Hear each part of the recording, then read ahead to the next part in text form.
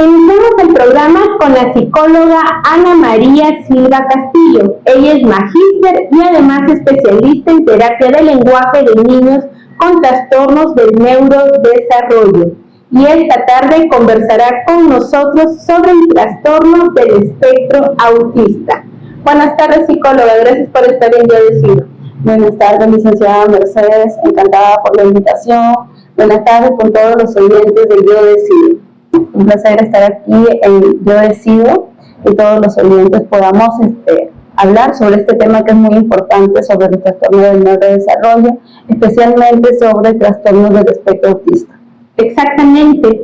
Y la primera pregunta que quiero realizar es, los TEA, porque así se les llama, TEA, incluyen diferentes tipos de trastornos como el autismo, el síndrome de Asperger, el trastorno desintegrativo infantil y el trastorno generalizado del desarrollo no especificado.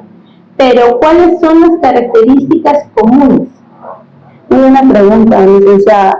Estos trastornos que acabas de mencionar, como el Asperger, el trastorno del desarrollo generalizado, entre otros, sin especificaciones, ahora está dentro de una sola dirección.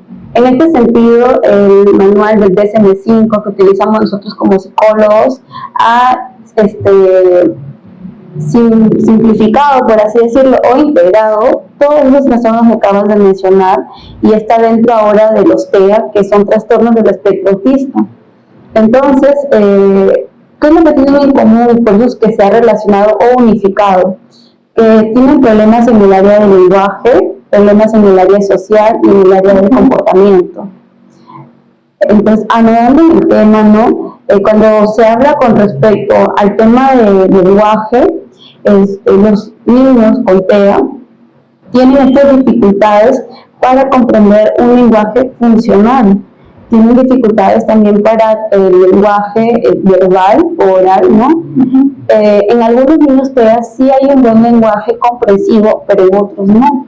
Entonces, esa es la dificultad que se está observando de manera más común entre todos estos trastornos que ya se ha unificado en uno solo en el último manual, que es el DSM-5. Sin embargo, en un manual que utilizamos todavía a nivel nacional, a nivel del Ministerio de Salud, que es el CIE-10, todavía ve cada uno de los trastornos que acabas de mencionar. Así es. Y bien, como lo ha mencionado en este momento, y según la literatura además, una de las características, como usted bien ha dicho, del autismo es que muchos de los niños que lo padecen no son capaces de hablar. Entonces, ante esto, ¿cómo es la comunicación con estos niños? Bueno, es verdad, hace mucho se creía que si los niños con TEA a los 6 años no hablaban, no iban a hablar nunca más.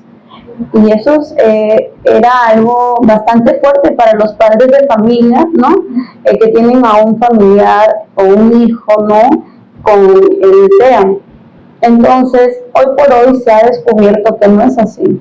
Un niño que tiene el trastorno del espectro autista puede hablar a los 3, 4, 6, 18 años, incluso más. Así como cuando nosotros aprendemos un nuevo idioma, también se puede realizar con ellos. Pero es un trabajo, no es nada así por obra y magia, no. Es un trabajo constante de terapéutico, acompañamiento de los padres de familia, ¿no? Y se trabaja con un equipo multidisciplinario. Entramos nosotros como psicólogos, entran también los terapeutas de lenguaje netamente, los terapeutas físicos, sensoriales, ocupacionales, entonces para lograr la autonomía del niño. Y teniendo claro que existe una enorme variabilidad de un TEA a otro, así como también de una persona a otra, y aún teniendo un mismo diagnóstico, ¿cuáles serían los indicadores principales de mejor pronóstico? Bueno, con respecto a los niños TEA, hoy por hoy se ha direccionado por niveles, sobre todo niveles de apoyo. Nivel 1, nivel 2 y nivel 3. ¿Qué quiere decir? Que al nivel 1 es un que necesita apoyo, nivel 2 necesita apoyo notable, y nivel 3 necesita apoyo muy notable, lo que antes se consideraba como leve, grave y moderado, ¿no? Entonces, de estos, a pesar que hay 3 niveles de niños con TEA no clasificados por apoyo, es muy distinto. Así sea un nivel 1, la variabilidad es diferente, porque puede ser que un niño tenga más dificultades en el área del comportamiento con sus conductas estereotipadas o repetitivas, y otro que también tenga el nivel 1, que sea con la parte del lenguaje, ¿no? En este caso la parte oral. Ahora, con respecto al lenguaje, para profundizar también un poco tu pregunta anterior, nosotros utilizamos distintos métodos de comunicación para los niños TEA, niños o niñas TEA, como son métodos integrativos de comunicación, que está el TEACH, está el TEXT, está el método de señas, ¿no? Y a la parte también oral. Todos estos métodos quieren llegar a un solo objetivo, que es la autonomía del niño. Por ejemplo, el PIX, que viene a ser un modelo que se trabaja a través de pictogramas, ¿no? A través de pictogramas, trabajando la comunicación funcional, ¿no? Y que reconozcan las características de lo que se quiere llegar con intercambios. Por ejemplo, ponemos unas imágenes, ¿no? De frutas, ¿no? Para que el niño sepa y pueda comenzar a pedir. Porque es muy importante para un padre de familia tener esa comunicación con su hijo. Entonces, ¿qué es lo que hace a través de este método? Entregas la imagen, ¿no? El niño entrega la imagen, por ejemplo, de la fruta que quiere y que hay en la despensa de la casa. Por ejemplo, entrega la imagen de una naranja. Entonces, el padre de familia sabe que su hijo quiere una naranja. Y así el método TIC, por ejemplo, que quiere trabajar la autonomía del niño y trabajar también el lenguaje oral. Esto no quiere decir que al utilizar el pictograma no dejo de trabajar la parte oral, la parte expresiva. Psicóloga, una realidad importante es que lamentablemente hoy por hoy no existe cura para ninguno de los TEA. Entonces, ¿cuál es el futuro de los niños con TEA? En realidad no existe cura porque no es una enfermedad. Y también no se ha descubierto a plenitud por qué es que se da el trastorno del espectro autista. O sea, hay bastantes investigaciones, pero todavía no hay una investigación total que diga por esto es que se da el trastorno del espectro autista. Entonces no hay cura, pero sí es un trabajo constante para llegar a la autonomía del niño o la niña que tiene este trastorno y generar medios de comunicación. Y también es bastante el trabajo con la familia. El trabajo con la familia es importante para reconocer, ¿no? Para reconocer y dar prioridad, en este caso, a sus niños o a sus niñas, ¿no? Y no tratar de encajar al niño a lo típico, ¿no? Que se da en nuestra sociedad, sino que hay que comenzar a entender sus comportamientos, su nivel de comunicación, ¿no? Porque estos niños son muy metódicos, muy estrictos, son poco flexibles, ¿no? Tienen una rutina establecida, que cuando tú le cambias la rutina, automáticamente se da un cambio de comportamiento, ¿no? Entonces es muy importante comenzar a entender esto, porque hace mucho tiempo, cuando no teníamos bien en claro sobre estos factores, consideraban al niño o a la niña con TEA una persona malcriada o una persona con retardo mental, que antes se llamaba, o retraso, ¿no? Entonces hoy por hoy ya sabemos que las condiciones son distintas. Y eso es importante saberlo, porque a medida de que avanzado las investigaciones, nosotros también podríamos, como padres de familia, si tenemos a un familiar o un hijo así, saber qué hacer, ¿no? En estos casos, y saber cómo orientar también a nuestros niños. Y ahora, ¿cuál es el papel del psicólogo en la intervención con niños con TEA para lograr su máximo nivel posible de autonomía y funcionalidad en las diferentes áreas de la vida diaria? El papel que nosotros tenemos es muy importante desde el diagnóstico hasta el proceso que va del trabajo con el niño TEA, y no solo con él, sino también con su familia. Y trabajamos también con el área educativa e incluso con las personas que también ayudan en el proceso, como le comenté ahora, con el equipo multidisciplinario, los terapeutas físicos, los terapeutas sensoriales, los terapeutas ocupacionales, ¿no? Con ellos es el trabajo. Primero se trabaja con la familia para reconocer y aceptar. Muchas familias no aceptan a veces que su niño tiene el trastorno del espectro autista. Entonces, el primer paso, familias, es que si ustedes ven que su niño tiene dificultades en un área, y no es por comparar, sino el ver la comparación netamente con el desarrollo que debe tener el niño, ¿no? Entonces, si vemos que un niño de 2, 3 años no está en el desarrollo que debería estar, entonces, ¿qué está pasando acá? Mejor acude a los especialistas necesarios para ver qué es que tiene el niño, descartar si tiene TEA o alguna otra dificultad y poder darle la ayuda necesaria. Con un buen diagnóstico se brinda una ayuda buena para el niño o la niña, y no solo para ellos, sino con los padres. Se comienza a dar una psicoeducación acerca de lo que es el trastorno del espectro autista. Se trabaja con el niño a nivel de comunicación para que haya una interacción con los padres de familia. Se trabaja en el área cognitiva también, se trabaja en el área de conducta, ¿no? Porque estos niños tienen patrones muy repetitivos, y también en algunos casos hay niños que tienen comorbilidades. ¿Qué quiere decir? Que puede tener el trastorno del espectro autista y también un déficit intelectual, o también un trastorno clínico de por sí, ¿no? Entonces, si yo logro saber bien el diagnóstico de mi niño, recibo una psicoeducación de los especialistas, ¿no? Trabajo con ellos, pero los cambios no son de la noche a la mañana, son progresivos.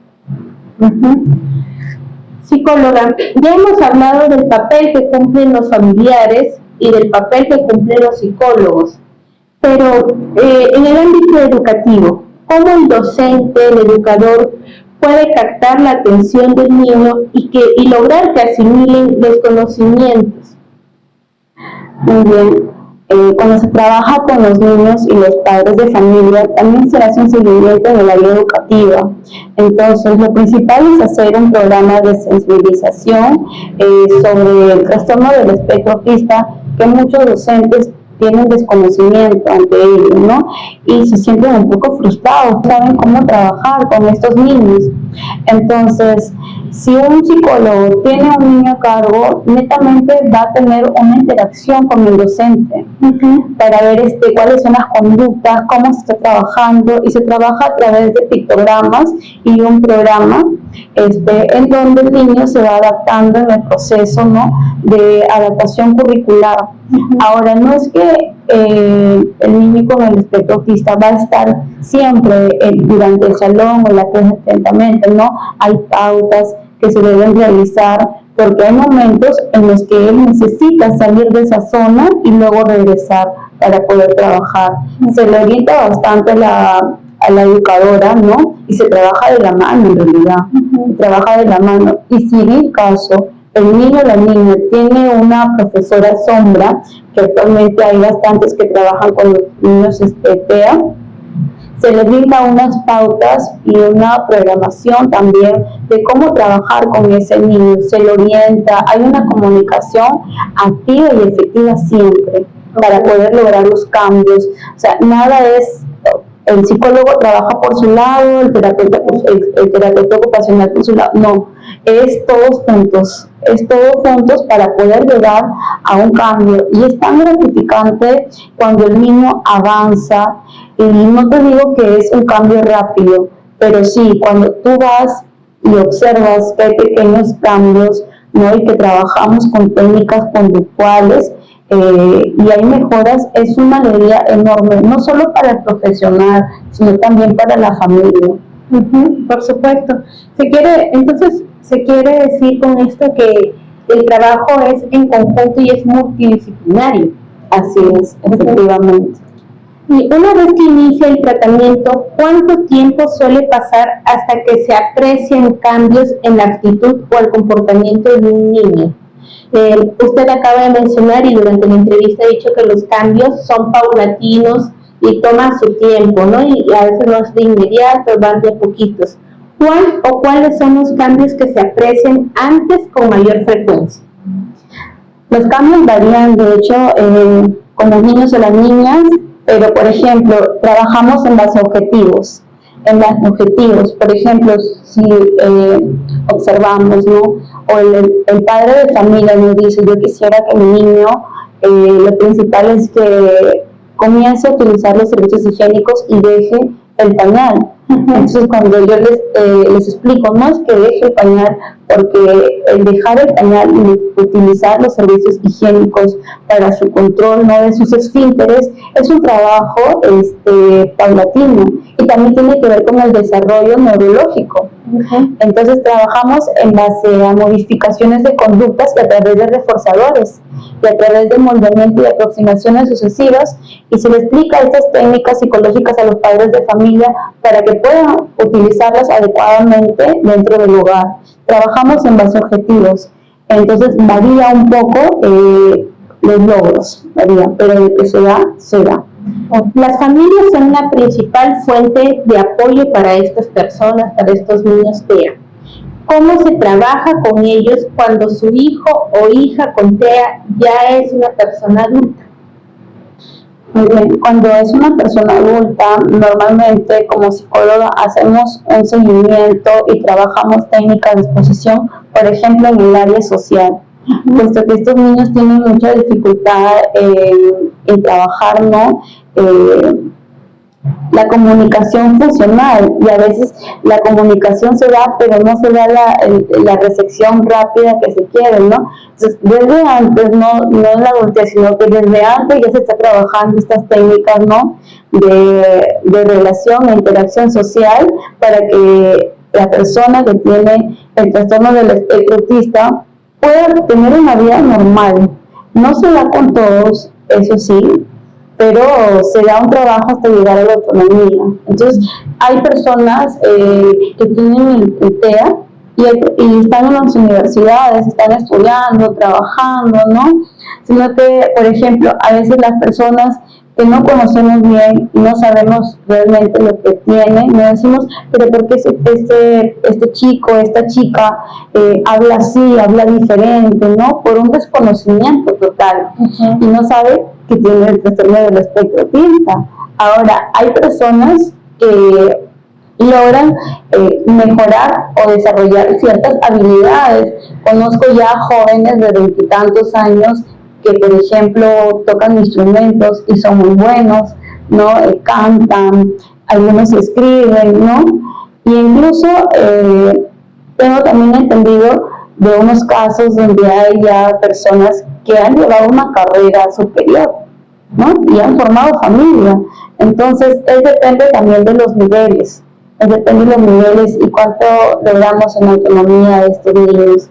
Así es. Y sobre todo depende mucho del acompañamiento que tengan los padres y la familia, ¿no? Que son el pilar de todo. De verdad que sí, yo admiro bastante a estos padres de familia porque es un trabajo bastante arduo, o sea, es un trabajo enorme lo que ellos hacen, no solo a nivel económico, porque también es bastante fuerte con las terapias que se dan, pero hoy en día hay también terapias gratuitas del Estado que dan, por ejemplo, en los centros de salud mental comunitaria hay terapias gratuitas, ¿no? También hay programas, ¿no?, donde se puede desarrollar estas terapias para estos niños. A su vez, la paciencia que ellos tienen con la convivencia y todo lo que se va desarrollando en sus niños, porque la terapia no es lineal. la terapia nunca es lineal y hay momentos en los que dicen, ok, ya llegó a esto, ya logró algo, y luego como que hay un bajón, por así decirlo, ¿no? Y se desaniman los padres de familia y ahí entramos nosotros como psicólogos, psicoeducando, explicando cuáles han sido los posibles factores, por qué ha llegado a desarrollar esta conducta o ha disminuido o ha subido. Entonces sí, es bastante fundamental el papel de ellos. Es muy admirable realmente. Sin duda, el acompañamiento diario de los padres y sobre todo la adecuada atención de los psicólogos, de los especialistas, es muy importante para demostrar que no hay límites cuando se trabaja en conjunto y cuando se quieren lograr cosas grandes, ¿no? Así es. Muy bien. Psicóloga Ana María Silva Castillo, le agradecemos mucho que haya estado esta tarde con nosotros en Yo Decido y que nos explique sobre este tema que realmente a mí me ha dejado totalmente con un pensamiento cambiado, ¿no? A mí me ha dejado totalmente sorprendida de que se pueden lograr muchas cosas cuando hay de verdad el acompañamiento del psicólogo y de la familia. Muchas gracias a Yo Decido, a su invitación, licenciada Mercedes. Nos estaremos viendo en otra oportunidad. Muy bien, nosotros nos vamos a un breve corte comercial y regresamos con más en Yo Decido. Volvemos.